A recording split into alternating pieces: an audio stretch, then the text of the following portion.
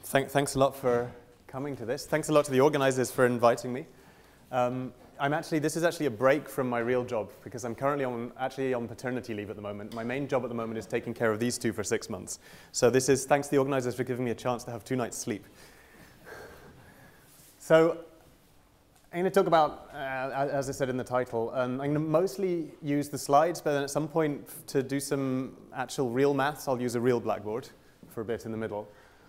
I guess to start, I get one sort of summary of the main results, one of the main results in this work. I should have started by saying, sorry, what I'm going to talk mostly about, the content of the talk will mostly cover things that are in this archive paper from earlier this year. So this is together with Ashley Montanaro and Stephen Piddock, who are at the University of Bristol. But this work built on a paper that I published with Gemma de las Cuevas, who's now in Innsbruck, in Science a year earlier. And I'll mention a bit some of the results of this, but mostly what I'll talk about is in this archive paper today. Okay, so a sort of provocative way of stating the results that we proved is that all quantum many-body physics is actually present in the 2D Heisenberg model. So hopefully, I mean, that's a statement that hopefully you have lots of objections to, and hopefully by the end of the talk you will have fewer objections to. We'll see in what sense I mean this. So that's where we're headed. But let me start, I'm going to spend some time talking about kind of the motivation behind this, because although what I'm going to talk about is very much mathematical physics, a lot of the kind of thinking that went into this came from kind of intuition coming from computer science. So I'm going to start with just taking some very basic lessons from computer science and seeing, how these kind of way of looking at physics helped us in kind of coming to the idea of these results. So let me start by maybe the most important lesson, which now we take completely for granted, but in the early 20th century was really a kind of change of mindset. That if you're worried, often when you care about information and how information is processed, transformed, computing, the actual physical medium on which the information is stored is completely irrelevant. It's the information that carries that matters. So for example, in computation, we see this now. It's got a fancy name. It's called virtualization. But what does this mean? It's all the rage these days. It means that maybe you're running some code on what looks like a normal Intel desktop computer.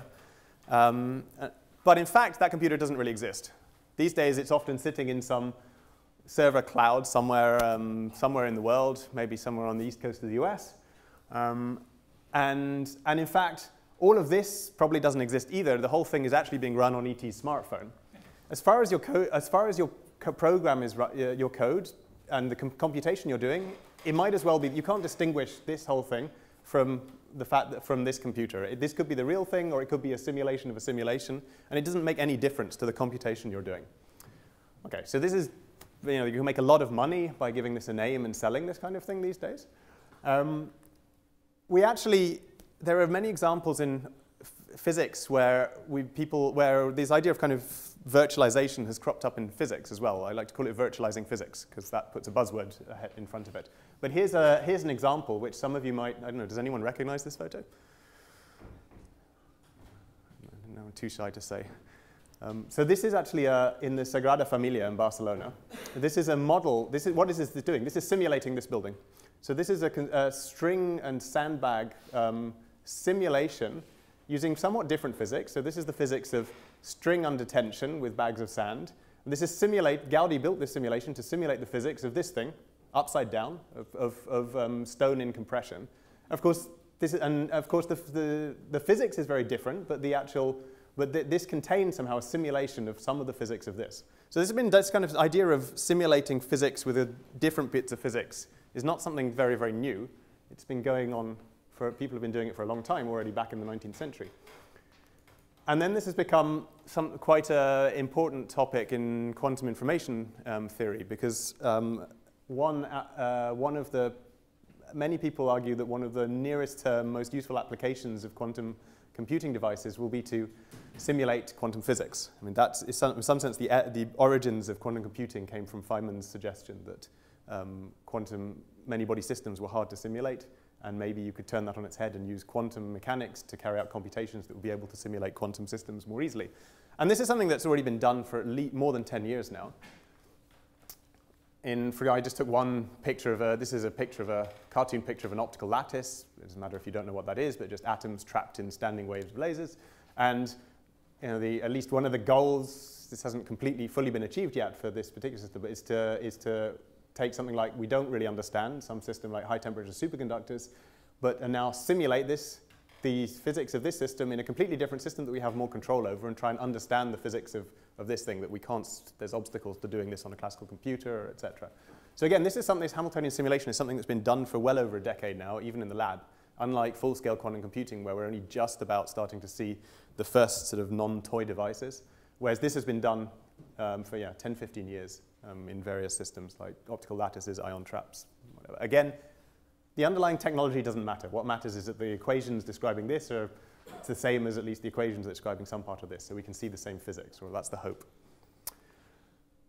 Okay, I want to emphasize this is different. This is a different thing to digital simulation. So another way of simulating quantum systems, and the one that Feynman had in mind, was we actually kind of construct a quantum computer with gates, etc., and do a kind of numerical simulation, but on a quantum computer of our quantum system. Whereas this often gets called analog simulation. We literally kind of build a interacting particle system in the lab, maybe with some knobs we can twiddle, like laser strengths, whatever, and then we let it run it, we poke it.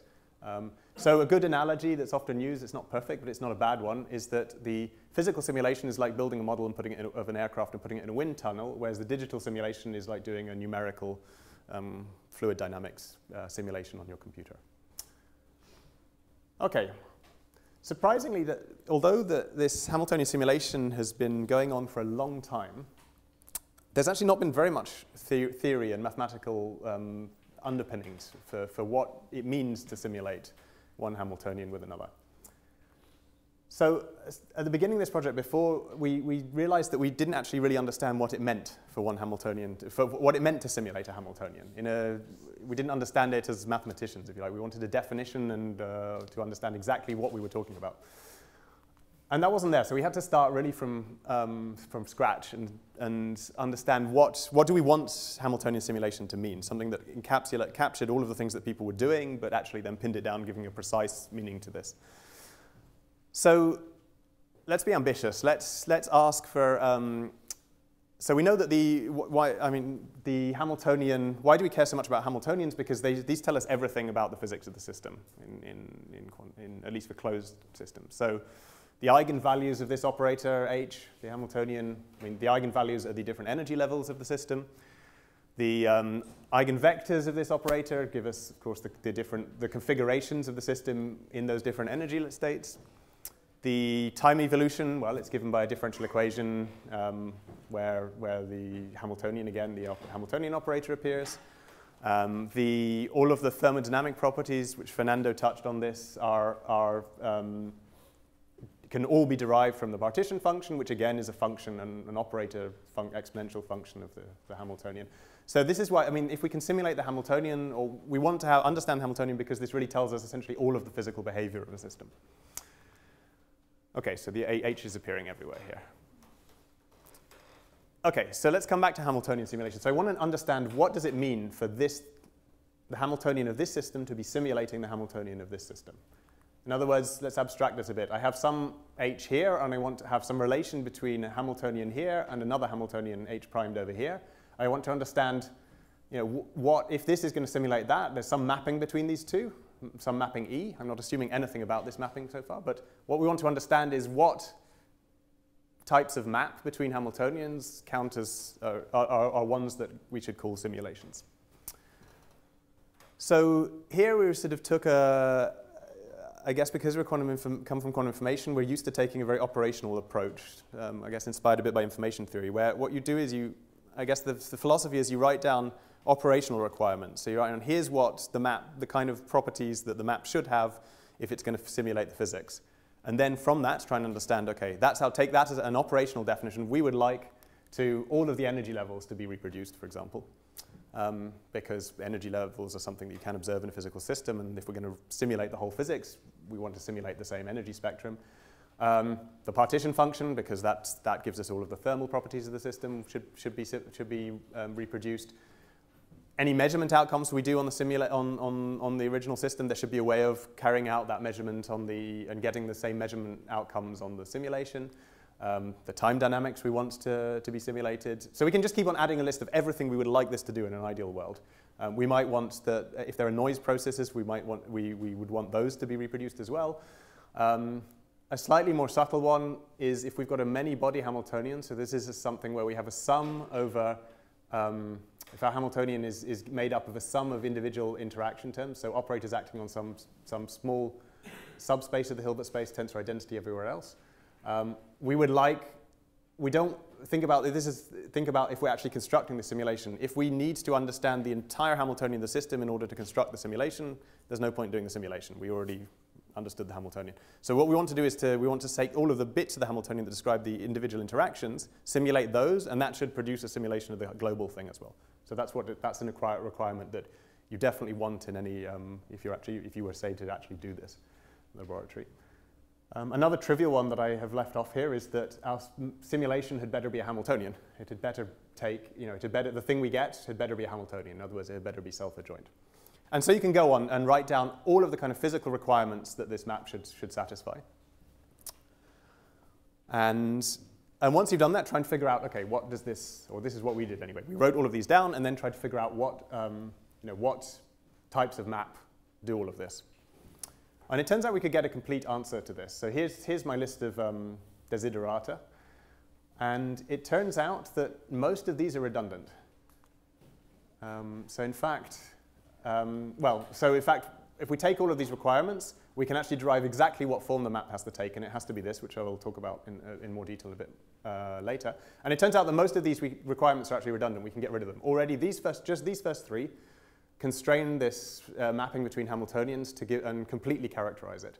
And from that, that's enough to then recover all of the other operational requirements. So what are these sort of three minimal ones that turn out to be sufficient to characterize everything? Well, the first one is the trivial one. The mapping should preserve hermiticity, because we want Hamiltonians to map to Hamiltonians, so that's trivial. We want the spectrum to be the same, because we want the energy levels of the system to be reproduced. And this requirement that we can actually build the map out of, that the map is somehow local, and that we can map local terms, and a sum over local terms gets mapped into a sum over local terms. And those three together imply that the map has to take this form. So it's a unitary, conjugation by some unitary, and then a direct sum over some number of copies of the original Hermitian operator H, and some number of copies of its Hermitian conjugate. I'm mixing up daggers and stars here, I apologize. So this is, this is complex conjugate. So sum over p copies, some number of p copies of the Hamiltonian, direct sum, some number of copies of its complex conjugate of that Hermitian operator, and then conjugated by some big unitary.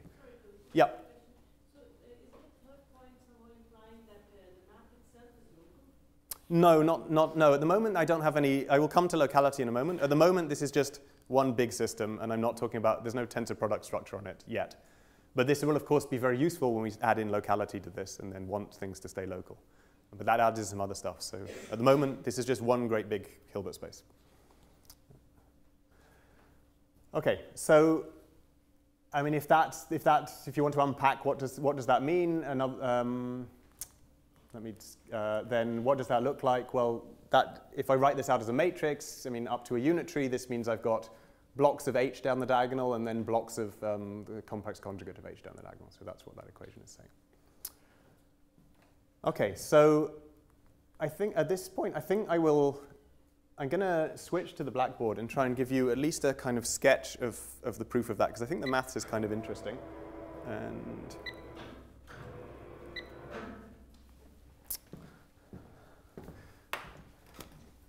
so, and this is somehow, I mean, this is not, it's a long paper, so I can't give much detail about most of it. The paper itself is 80 pages long. But this is somehow the starting theorem, if you like, of the part of the section where we understand what simulation should mean for Hamiltonians. Somehow this is sort of the key theorem, and then it just gets more complicated, a bit more complicated from there. So let me go through this in a little bit because I think it's kind of interesting. So here's the result that's up there, but written a bit more precisely. So we've got some map from Hermitian, sorry, I'm making this too small. This is M, N, and M. So I've got some map from Hermitians on n-dimensional Hilbert space, so Hermitian, n by n Hermitian matrices to m by m Hermitian matrices. And what we could show is that the following are equivalent. So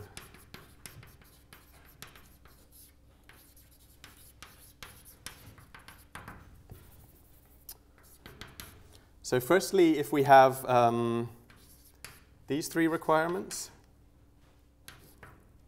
so all of these characterize the same set of maps. So one, the map is Hermitian preserving, spectrum preserving,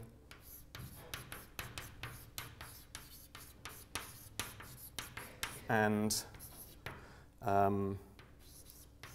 it's enough actually, you can reduce to this being and convex. So this is a weaker version of the third equation here. The fact that that's up here is saying that is requiring, on physical grounds we can argue that the map should be real linear. In fact, it's enough to just, convexity is already enough to imply everything.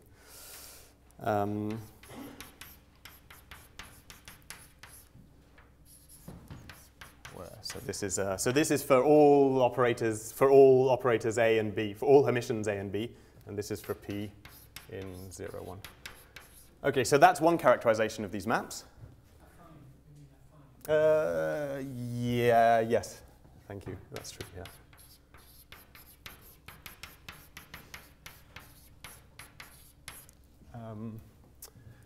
The second equivalent statement characterization. So there's a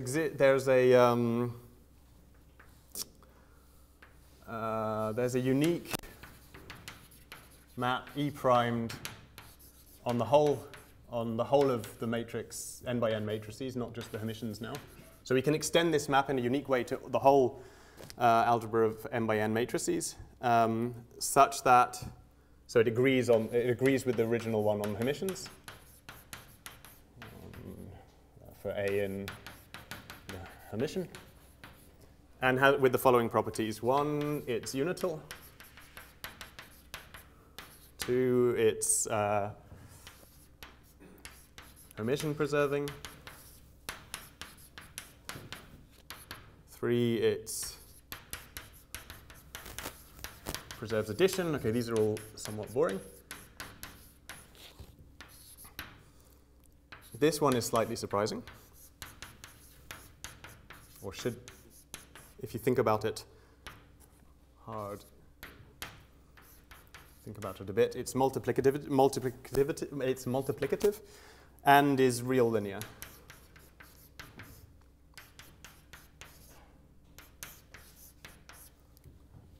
So that characterizes exactly the same set of maps. And the third characterization is the one that or the third equivalent characterization of these maps is the one I wrote up there, so that E primed of some operator looks like U, M directs some number of copies of them, some number of copies of the complex conjugate. I guess I'm using stars. Okay, where here P and Q are natural numbers. Okay, so that's the full theorem that I wrote a sort of simplified version of down there. Okay. Yeah. What about M and N? What's their relation? Are they n bigger than N, or M, yeah, I think to satisfy this, M will have to be bigger than or equal to, because, I mean, here's an easy way of seeing it. So this has to, at least one of P and Q have to be non-zero. Yeah, okay, let me move that up a bit. Well, this is the same equation that's on there on the slides. Worse, better? I mean, this is just, if you look at this equation. So I need P or Q, one of these at least has to be non-zero. Otherwise, you literally have that you're mapping to 0. So at that point, you've got to have at least that M is at least as big as N, but it could be bigger. Yeah. So you're mapping into a space that's at least as big as the one you started from.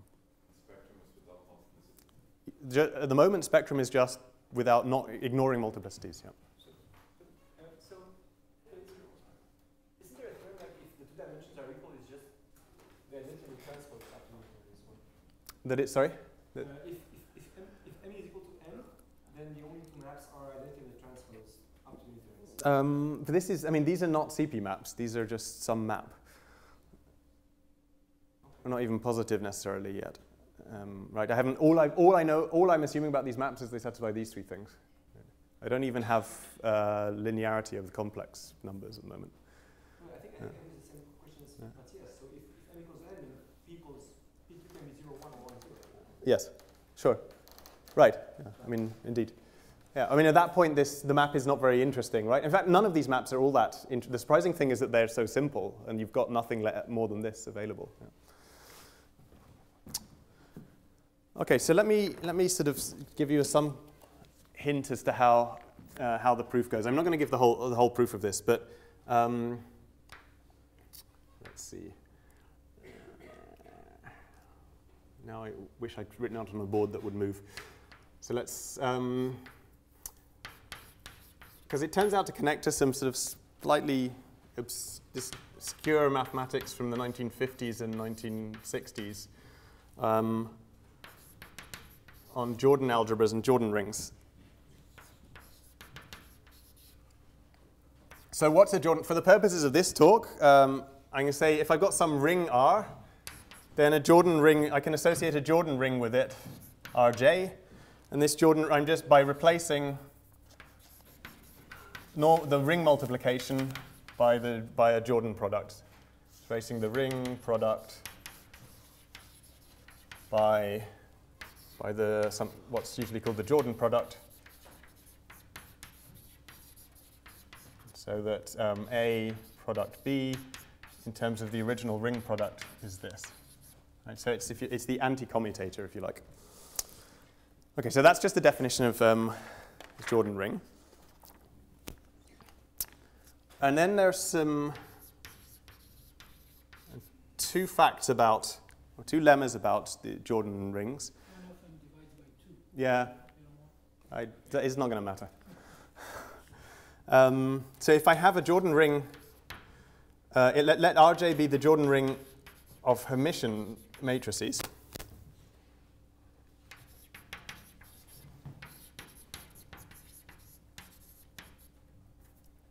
Because the Hermitians form with the anti-commutator as their product, form a Jordan ring. And now take R, let's say R is the just the usual ring on the Hermitian. So with the normal, in other words, the ring where the product is just the normal matrix product.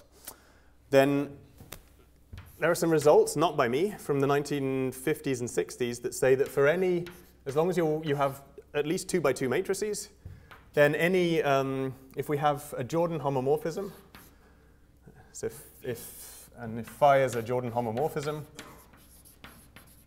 In other words, it's a mapping between 2 Jordan rings that preserves the structure of the ring. Then there exists a unique extension of this homomorphism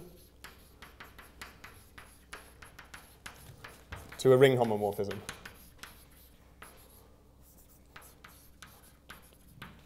So this is on Rj, and this is on R. So any Jordan homomorphism on Hermitians can be extended to a homomorphism on the whole matrix, all of the n by n matrices. The history of this is kind of interesting. These results were proven in because Jordan was trying to formulate quantum mechanics in terms of the algebra of observables. This is where these Jordan algebras started. And then then you start looking at how much of the structure that can you build on, because the observables are just Hermitians, but it's much more convenient. It's nicer to, this product is a bit annoying. These rings are it's non-associative. So how much of the structure how much is this lives inside a nicer structure of just a normal ring and then building up seesaw algebras. To a large extent, the Jordan algebras on Hermitians you can always just think of as being embedded in the algebraic framework of quantum mechanics. And essentially it's the same thing, up to some exceptions which are kind of curious. But this was the motivation for what started this kind of work. So that's one thing. And the other useful property of these things is that I will need, and then we're sort of done.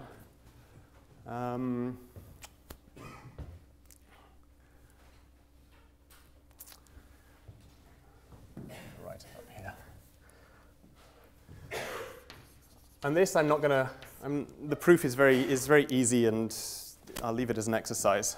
But if I have a map that's unital, in other words, it maps identity to identity, it's invertibility preserving. So this is going to act on, this is a map on the Hermitians. So it maps invertible matrices to invertible matrices, and it's linear over the reals. Then it's relatively easy to show, and this is a map on the Hermitians. Then phi is a Jordan homomorphism. And now you can see how the first part of this theorem just follows by putting those two lemmas together, basically. Right? We have a map that is spectrum preserving, that preserves invertibility. That means it preserves invertibility. You can easily get from this to this implies real linearity. So you can easily derive from these three conditions that actually this map is real linear. So we have a real linear map on the Hermitians. So this lemma, and it's not too difficult to show that this implies that the spectrum preserving part implies that it's also unital. So we're in this case of this lemma. So we know that actually this map E has to be a Jordan homomorphism. But now we know it's a Jordan homomorphism. We can apply this lemma tells us that we can extend it to compatibly to the full Mn or the whole matrix ring and get a ring homomorphism. And that gives us most of these properties. So in particular, the fact that this map has to be multiplicative is not at all obvious from these conditions. But because of these powerful structural theorems about Jordan algebras, that actually implies it's got a lot more structure than you might think. And then you have to do some sort of standard algebra manipulation or ring manipulation tricks to get, in particular, the fact that it's Hermitian preserving is actually less completely trivial to prove than you might think, but just essentially some sort of standard ring undergraduate level ring algebra manipulations to get that. So so 1 implies 2 comes from putting these two lemmas together. Let me just briefly give a sort of similarly brief sketch of how 2 implies 3. So 3 is this characterization that's still up there. The fact that the map is just take copies, take some complex conjugates, and then conjugate by unitary. So how do we get that? So I'm going to be even more sketch the ideas even more briefly, but the idea is that if we can identify what's called a complex structure within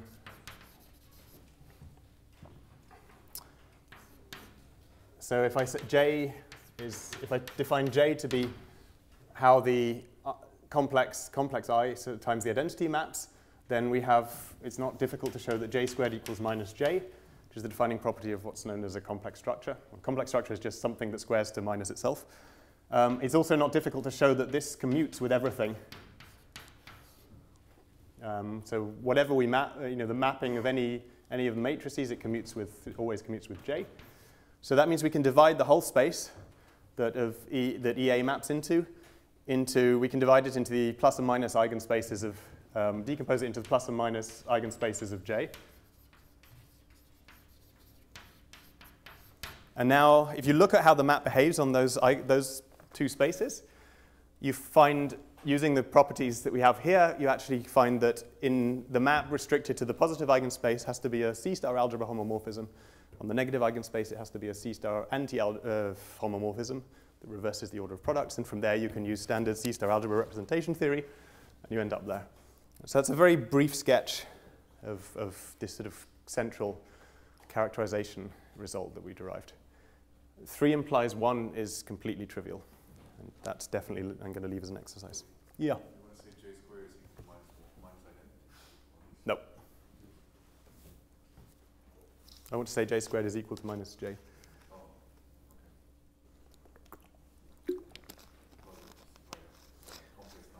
okay. But I don't forget this. All I know about this map is it's real linear.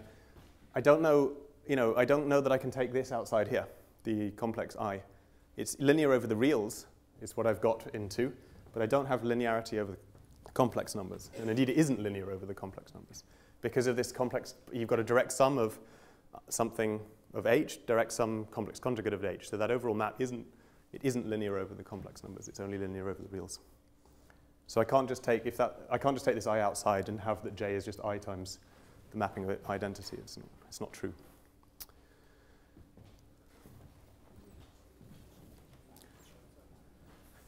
Okay, that's the only thing I'm going to even sketch the proof of.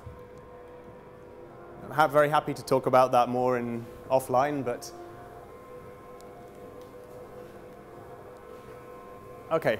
So all of this work, what have we done? We've shown that if we really require the entire physics to be preserved, then we know exactly what the mappings between Hamiltonians have to look like.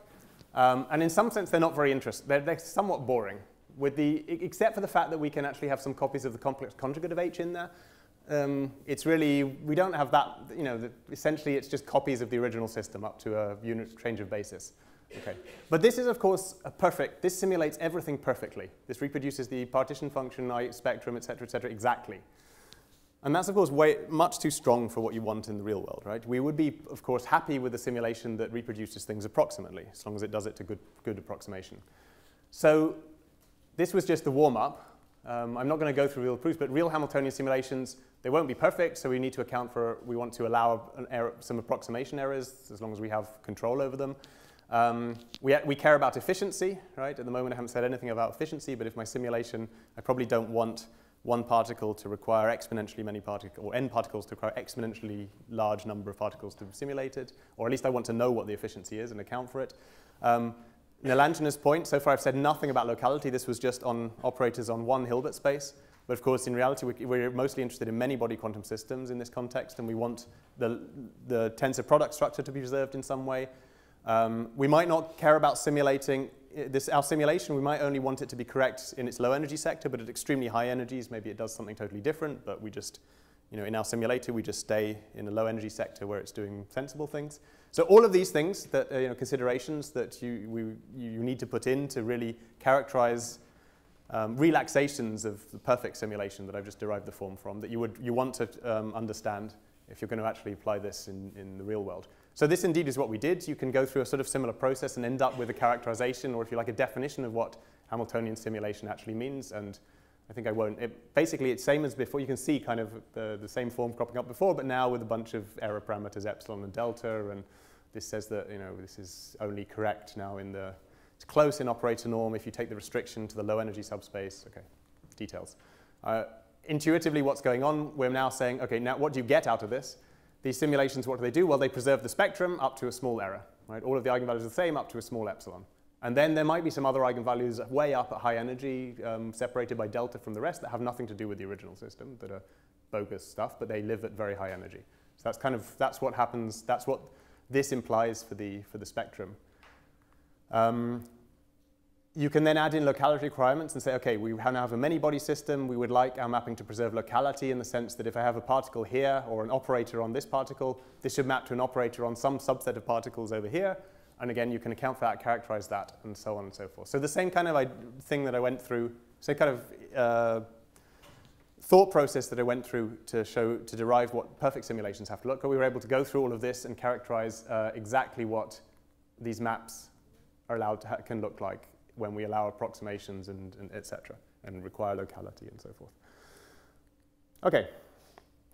So what's preserved? The spectrum is essentially recap, but when you have a map of this form, so what we call a simulation, then the energy spectrum is preserved up to small errors, the partition function is preserved up to small errors, the time evolution is preserved up to small errors. Any observables on the original system, there's an observable that gives you the same outcome on the simulation up to small errors, et cetera, et cetera. And a local observable maps to a local observable. So all of the things that you want in your simulation now, this is just a sanity check. I mean, we sort of require these and then derive what the form is. Okay. One thing I wanted to highlight, though, is I said at some point in my list of desiderata that I added errors and noise to that list, that you might want to simulate that. there's been a kind of long, I mean, I don't think this debate happened exactly as I'm portraying it, but there's sort of been, I've been at meetings where there's been kind of this flavor of debate between the physics side of the community and the computer scientists. The physics say, well, look, we're physically engineering the Hamiltonian. We want to study. So of course Hamiltonian simulation works. There's nothing to prove. Yeah? There's no, obviously it works. You just have to go and do it. And the computer science perspective is you're not doing any error correction. And we know that if you don't do error correction, errors are just going to accumulate and your simulation will be useless. So Hamiltonian simulation cannot possibly work. You need to do error correction and fault tolerance and use a quantum computer. So from the physicist perspective, there was nothing to show because obviously Hamiltonian simulation was going to work. And from the computer science perspective, there was nothing to show because obviously Hamiltonian simulation was not going to work. Right? And somehow there was a bit of an impasse between the two communities, the two perspectives. And the truth is sort of somewhere in the middle. I think it's true that if the real physics is very, very sensitive to errors, then you know, what we're going to see in the real world is physics that's actually dominated by the errors and noise, not by the perfect pure system. So what we want to simulate is a thing with the errors and noise, because that's what we actually care about. If errors and noise processes are really crucial to high temperature superconductivity, that's what we want to simulate. Or in other words, turning that around, we don't expect the physics of real systems in the real world to be very sensitive to errors and noise, because otherwise we wouldn't be able to measure it. No system in the real world is perfect and noise-free. And that's true. I think that perspective is perfectly valid, but only if the errors in the simulator actually correspond to errors in the real system. Where simulated, it could be that you have some errors in your simulator, and they look like errors in the real system that you would never see in nature because they act on the whole system, or they're very, you know, they involve huge injection of huge energy or something like this. With this characterization of simulation, what we were able to prove is a theorem that goes at least a step towards justifying the physicist's intuition that in this analog simulation task, you don't need to do error correction. What we could show is that any local error on the simulator system is equivalent to a local error on the thing you're simulating. And it's important that it's that direction is the strong direction, right? Any error in the simulator, the effect of it is to just reproduce the effects of some local error in the thing you're simulating. Okay, so that's kind of at least a step towards justifying why analog Hamiltonian simulation might be useful without error correction. Okay. Yeah.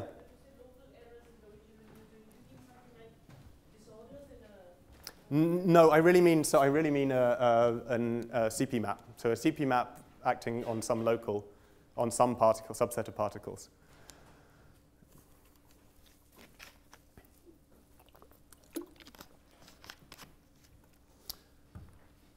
Okay, so then that's essentially the first half of the paper was to do all of that, to understand what simulations, Hamiltonian simulations, what we should call a Hamiltonian simulation mathematically and characterizing them and proving, you know, deriving properties about them to show that these actually do fulfill the kind of things we would want from a simulation.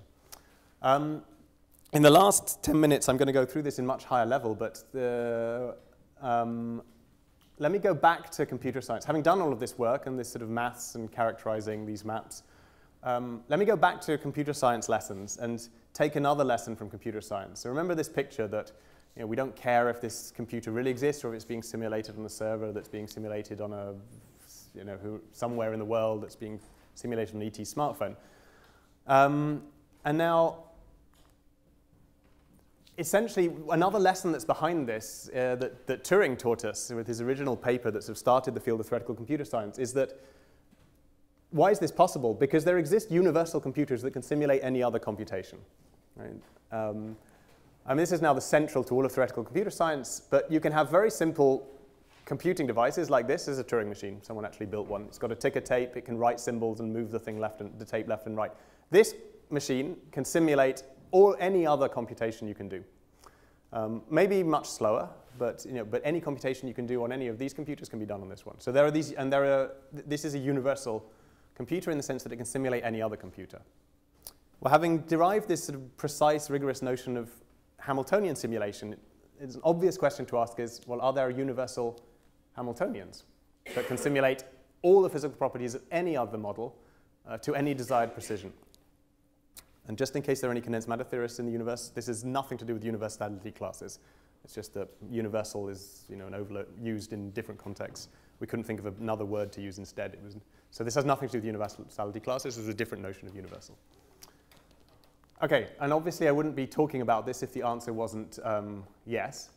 So there do exist universal Hamiltonians.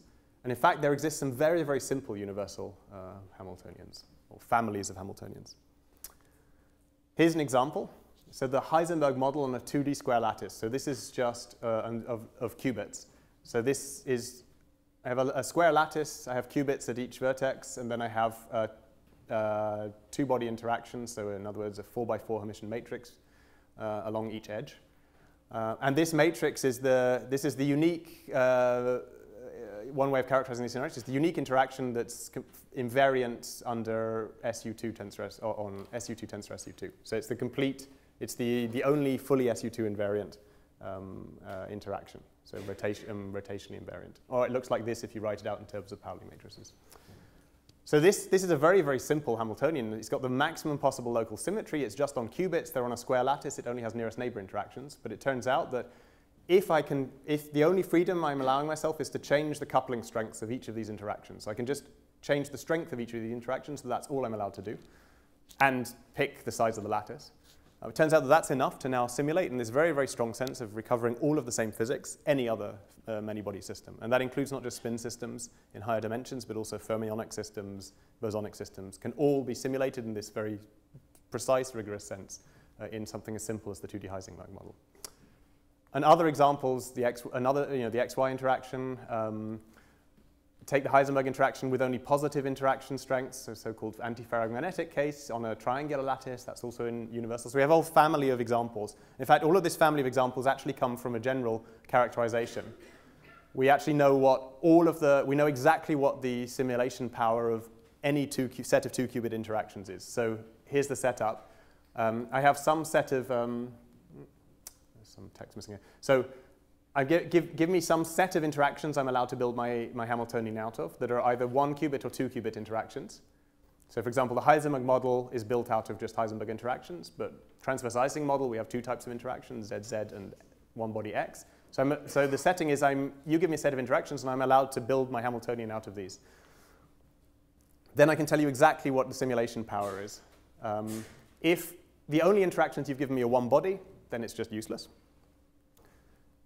If all of the interactions you've given me are simultaneously diagonalizable by a local unitaries, so U tensor U on the two-body terms, or just U, the same U for all of them, then this is actually, then such a set of interactions is a universal classical simulator. It can simulate any other classical system. Okay? And that's the result that was proven in this earlier science paper with Gemma, is this case of this characterization. If the Hamiltonian is, if the interactions are equivalent to the transverse Ising model, then it turns out that, and this is something you can check efficiently, then my Hamiltonians can simulate any other so-called stochastic Hamiltonian. And if it doesn't fall into one of these classes, then it's universal. It can simulate that set of Hamiltonians can simulate any other many-body model. And indeed, these are measure zero sets, if I put some natural measure on the space of Hamiltonians. So essentially, generically, things are universal. OK, so I think I'm out of time to really even say anything at all about the proof techniques. If you know the sort of literature in Hamiltonian complexity theory, what we use is some techniques from there, which are they're called perturbative gadgets. Here's a very brief sketch of the idea. The point is that if we construct a Hamiltonian out of some local interactions, we make some of them extremely strong and some of them very weak, and then we take the restriction to the low energy subspace. Well, in this case, for example, if we take this combination of Heisenberg interactions and you look, the ground state subspace of this happens to be two-dimensional. So you can embed a single qubit into this little pattern of interaction. The ground state subspace is C2. But now if I connect two of these little gadgets together and make the interactions in these tetrahedra very strong and connect them by a weak Heisenberg interaction, and then take the restriction to the low energy subspace, what you end up, the effective interaction you generate between these two qubits, between the two low energy subspaces of these two gadgets, is actually something different that is no longer a Heisenberg interaction that breaks the symmetry. So in physics, this is like how you derive low energy effective models in physics or in high energy physics as well. The Hamiltonian complexity literature have developed techniques to do this, controlling all of the approximation errors, et cetera, et cetera. So what we used was a whole load of gadgets like this, some already in the literature, some new that we constructed afresh. And then to get from Heisenberg up to anything, well, you show that this can simulate this, can simulate this, can simulate eventually. Here's kind of a sketch of the entire proof that and classification theorem. Okay, I think I'm just going to skip the implications. You can ask me about what I think all of this means and about what the limitations are. And let me just put up the references and then end there. Thanks a lot for listening.